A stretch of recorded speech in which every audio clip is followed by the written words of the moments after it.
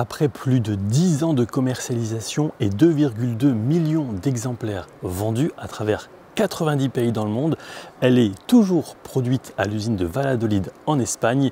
J'ai le plaisir aujourd'hui de vous présenter le tout nouveau Renault Captur. Bonjour et bienvenue sur Testcars. On démarre comme d'ordinaire par le design parce qu'il y a beaucoup de choses à dire. C'est parti! Ce nouveau Captur est défini par Renault comme la voiture à vivre du segment B. Elle dispose d'une nouvelle couleur gris rafale, mais aussi, comme c'est ici le cas, d'une nouvelle finition esprit alpine avec un magnifique bleu iron. Et vous le voyez, il s'agit d'une version biton puisque le toit est noir. On va maintenant s'intéresser à la partie avant. Nouvelle face avant, donc avec un capot plus haut, beaucoup plus sculpté, plus horizontal également. Le logo Nouvelle Ère intégré directement au sein de la calandre. Calandre qui dispose de motifs très spéciaux avec un jeu de lumière entre le noir et le bleu. Je trouve que c'est du plus bel effet. Alors c'est joli ici avec de l'éclairage artificiel. J'ai vraiment hâte de voir ce que ça va donner en conditions classiques à l'extérieur. Les projecteurs sont tous à LED et ce, quel que soit le niveau de finition.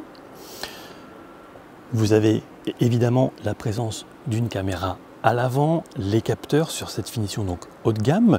Il y a également ici une entrée d'air qui assure une partie du refroidissement du moteur. On descend un petit peu et vous le voyez que à côté des feux de jour diurnes, eh bien, vous avez également des écopes latérales qui ont un vrai rôle et qui vont notamment servir à refroidir les freins. Et ça va également optimiser quelque peu l'écoulement de l'air, le CX et donc la consommation du véhicule. Je trouve que cette face avant est vraiment dans l'air du temps. Ça s'inscrit également dans les autres produits de la marque. C'est juste magnifique. Et je vous propose maintenant qu'on passe au flanc du véhicule. Ce Captur sera disponible en 6 coloris plus le biton en option. Il y a 3 finitions, à commencer par Évolution, Techno et Esprit Alpine, avec des jantes par exemple de 17, 18 ou 19 pouces comme c'est ici le cas. Et c'est aussi une première avec des pneus Michelin 225, 45, 19. C'est donc du jamais vu sur Captur. Sous le capot, vous aurez pléthore de motorisation possible, à commencer par exemple par le 1 litre essence, 1 litre turbo, 1 litre TCE d'ailleurs comme on dit chez Renault. Ensuite vous aurez également la possibilité d'avoir du 1 litre 3, une version GPL ou une version comme c'est ici le cas hybride, on appelle ça le E-Tech Full Hybride chez Renault. C'est un moteur 1 litre 6 qui développe 145 chevaux, un 4 cylindres, associé à une boîte automatique à Crabo, 250 Nm de couple et 105 grammes de CO2 au kilomètre. Et je vous propose maintenant qu'on passe sur le flanc du véhicule avec ici des caméras à l'aplomb du rétroviseur pour un système à 360 degrés, un vitrage arrière surteinté, de très belles jantes. Je vous ai parlé de la taille des jantes, mais en fait, et même la taille des pneus plus généralement, mais je trouve vraiment qu'elles sont sublimes. Un toit panneau qu'on va voir une fois qu'on sera à l'intérieur et je vous propose maintenant qu'on passe à l'arrière. On arrive donc sur la partie arrière avec un aileron de requin, un spoiler ici qui intègre naturellement le 3e feu stop, une lunette arrière assez verticale, ça promet une très bonne vision à l'intérieur, l'essuie-glace, des coques de feu arrière transparentes, l'éclairage est évidemment à LED comme à l'avant, nouvelle signature lumineuse d'ailleurs, je le rappelle, à l'avant, le nouveau logo qui intègre une caméra de recul, le nom du modèle juste en dessous, un nouveau diffuseur qui a été remodelé, qui intègre ici, vous le voyez, les capteurs, et puis E-Tech hybride, donc un rappel de la motorisation. Et je vous propose maintenant qu'on passe à l'intérieur. Lorsque l'on pénètre à l'intérieur, alors je ne sais pas si vous le verrez, mais ici, il y a un petit éclairage d'ambiance très sympa, sur piqûre bleu et blanc. Évidemment, le réglage des rétroviseurs et des cadres vitres électriques. Un rangement assez vaste, je dirais, pour mettre au moins 2 bouteilles. Une partie du système audio. Le seuil de porte, bien entendu, estampillé Alpine. D'ailleurs, il y a plusieurs clins d'œil à la marque de Dieppe. Par exemple, le drapeau tricolore, juste ici. Les ceintures sont également surpiquées de bleu. Pédalier sport en alu. Et puis, naturellement, outre le seuil de porte, il y a également, vous le voyez, un rappel du drapeau tricolore sur le volant. Alors, au niveau de l'intérieur, vous le voyez ici, il y a des commandes électriques pour les sièges qui sont comme les panneaux de porte multitexturés en TEP tissu avec également de nouveau un insert sur la planche de bord avec le drapeau tricolore tout à droite. Ce sont des sièges constitués à plus de 26% de tissu recyclé et recyclable. Alors, maintenant, je vais vous parler un petit peu du volant et de tout ce qui est infodivertissement. C'est un nouvel écran intérieur de 10,25 pouces qu'on a là, au niveau du conducteur, avec un volant que l'on connaît plutôt bien, avec à gauche les commodos liés au feu, à droite ce sera les essuie-glaces, en dessous les modes, par exemple les sources sonores, on va régler le volume également. Sur le volant multifonction assez connu, il y a ici la commande du Multisense qui en fait propose 4 vues pour le tableau de bord numérique, 5 widgets, 8 couleurs pour le compteur et 48 pour les bandeaux LED ici intégrés sur les panneaux de porte. Mais le Multisense va aussi vous permettre de changer votre mode de conduite, éco, sport, personnalisable ou encore confort. On va retrouver également des différences sur cet écran vertical de 10,4 pouces. Le système intégré, c'est Android Automotive 12 qui vous propose donc nativement Sibel, Amazon Music, Waze ou encore Radio Player pour Renault. Et en fait, il y a le Play Store, voilà, avec beaucoup de possibilités. Je crois qu'il y a plus de 50 applications qui seront disponibles au lancement. Ici, on aura les sources sonores, le téléphone en Bluetooth, les applications. Évidemment, c'est aussi compatible Apple CarPlay et Android Auto, logique. Ici, on sera sur le menu Multisense. Alors, électrique, ça va un petit peu vous montrer les flux d'énergie lorsque le véhicule sera en mouvement. Bon, ici, l'éclairage artificiel en studio n'aide pas, clairement. Si vous souhaitez être assisté pour vos manœuvres de stationnement, My Driving, ça va être principalement le score de conduite, en fonction de comment vous roulez.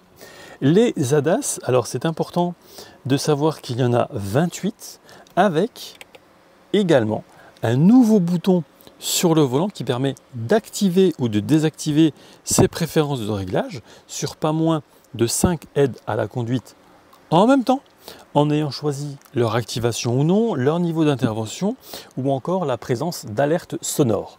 Donc ici, voilà, par exemple, on peut choisir My Safety Perso ou tout activer.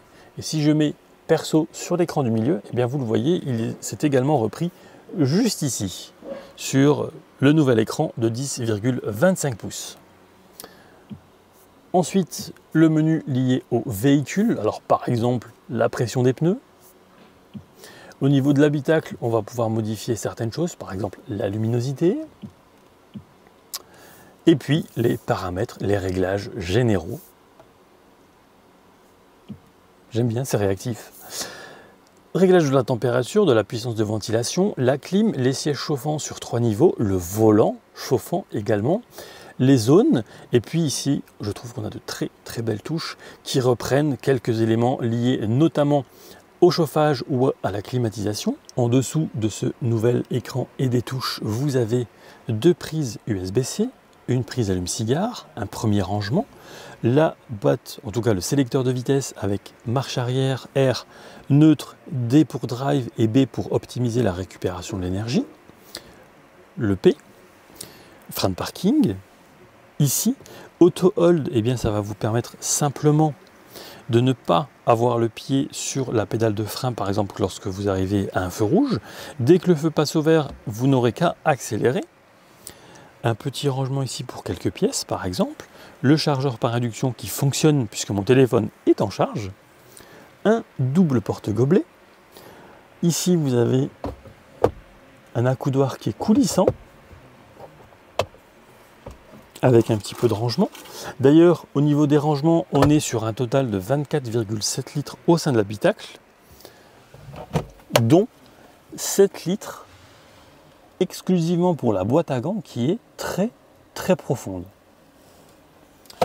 Je prends un petit peu de hauteur pour vous montrer de nouveau cette sellerie avec le drapeau tricolore côté passager, magnifique. Cette finition aussi, j'aime beaucoup. Prenons un petit peu de hauteur encore avec ce système Harman Kardon en option avec 9 haut-parleurs et une expérience immersive avec 5 programmes créés par Jean-Michel Jarre. Rétro central sans cadre. Vous avez ici un miroir avec le petit éclairage qui va bien. La commande pour le toit ouvrant. Alors tout à l'heure j'ai parlé de toit panoramique, autant pour moi, c'est une erreur, c'est bien un toit ouvrant sur plusieurs niveaux. Avec évidemment le store qui va bien pour limiter les UV au sein de l'habitacle. Et je vous propose maintenant qu'on passe à l'arrière. Alors, à l'arrière, qu'en est-il de l'accessibilité et de la place? Sans modifier ma position de conduite, évidemment. Bon ben, clairement, c'est un sans faute au niveau des jambes. Au niveau de la tête, il me reste ça, donc ça passe également. Vous le voyez ici, hop, il y a un petit filet en guise de poche aumônière, 2 prises USB-C et un allume-cigare, donc on est à un total de 4 prises USB-C plus 2 allumes-cigares plus le chargeur par induction. Bon, je pense que ça ira. Les sièges ici, je trouve qu'ils sont très jolis, comme à l'avant, avec les fixations Isofix pour les sièges enfants.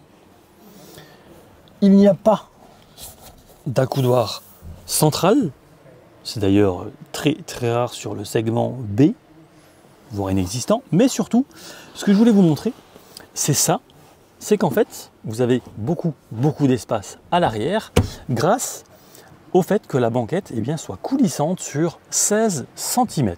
Et je vous propose maintenant qu'on passe au coffre.